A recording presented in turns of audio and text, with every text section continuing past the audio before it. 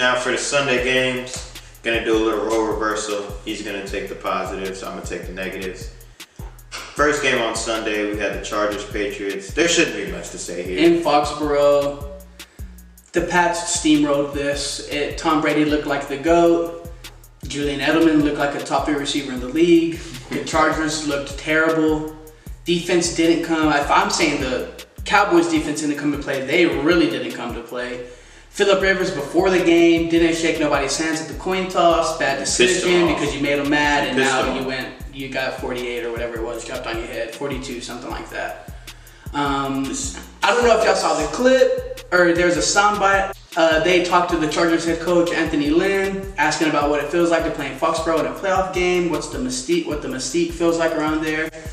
He thought he was being cute and said Mystique doesn't suit up on Sunday, so apparently it did. It damn sure did, and it had a few jerseys on. Yeah, there was a couple of the Mystiques out there because Sony Michel rushed for 3 touchdowns.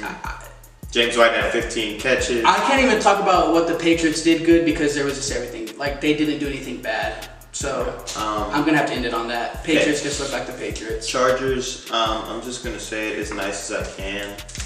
You got punked. Y'all got punked. Y'all got absolutely humiliated, okay? Offense didn't show up till it didn't matter.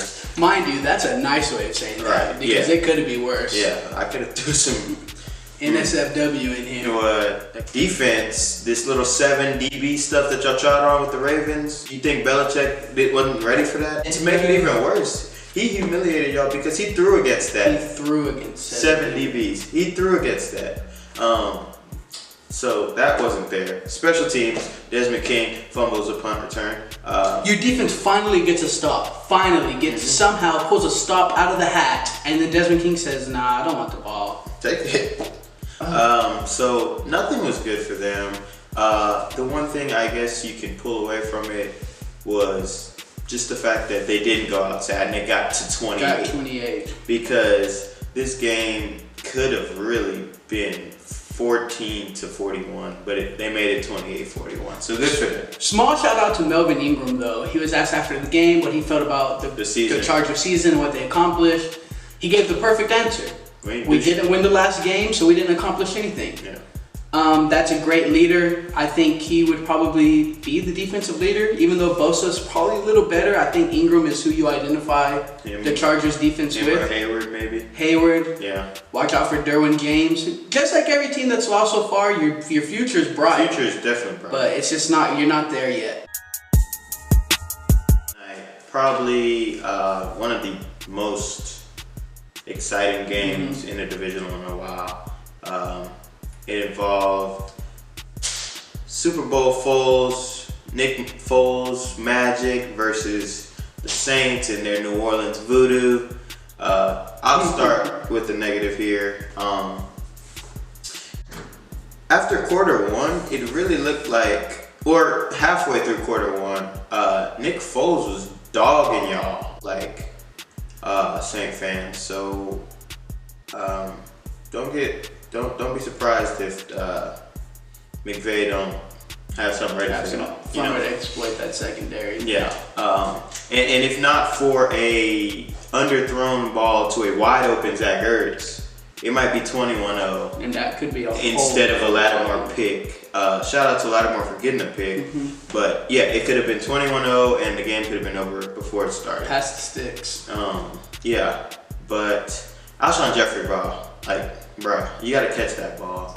You cost Super Bowl Foles another game-winning drive. Because you'd be a damn fool to say Nick Foles wasn't going to go drive him into that end zone. You may have cost Nick Foles his starting spot in Philadelphia. Yeah. Because if y'all win this game, I think Philadelphia parts ways with Carson Wentz. The debate is serious, yeah. But I think you dropping that pass solidifies Wentz's spot.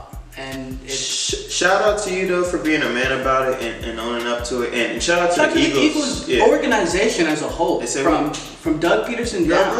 Everybody said it. Y'all gonna find his drop pass. Look at I think Chris Long even said, look at I didn't get a pass rush on certain plays, stuff like that. Yeah. That's just beautiful answers. Nick Foles said, I could have put it in his chest. That's a brotherhood down there. Shout out to the Saints for going to go get it, but I still think there was a lot of vulnerability I saw in New Orleans. I can honestly say, that the Saints were outplayed. Maybe not from start to finish, but if we talked like out of a 60-minute half of a pie or whatever, I would say the Eagles had a majority of that pie in terms of being dominant and being the aggressor. But hey, sometimes that's how football games go. And let me tell you why the Saints came through with this, bro. Let me tell you why, even though they didn't get the biggest piece of the pie, they ultimately got the whole pie and they're playing on Sunday. The Saints have Michael Thomas, the Eagles don't. Michael Thomas did whatever he wanted, whatever he did, whatever. Michael Thomas looked like a top 2 receiver of all time. the way he was playing. He couldn't be guarded by anybody. He had a touchdown. What was something around, what was it, like 10, 11 receptions or something crazy like that? 11 for 170. Yeah, it's ridiculous. Drew Brees, again, as good as Nick Foles is in the playoffs, Drew Brees is just as good. He could match everything Nick Foles did, which is crazy to say that Drew Brees had to match Nick Foles, but I'm going to talk about what the Saints' strength was, and the Saints' strength was Brees matching Foles stride for stride, and ended up making one more throw. One more throw was all he ended up making. It was just one more throw. Yeah. The Saints, what I'm gonna focus on was y'all came out, Brees threw a pick, first play of the game. Foles comes back, throws like a 40-yard bomb, 50-yard bomb for a touchdown. Y'all come out again, another 3 and out. Eagles go down and get another touchdown, and it's looking very, very dim for y'all. It's just not looking great. Yeah.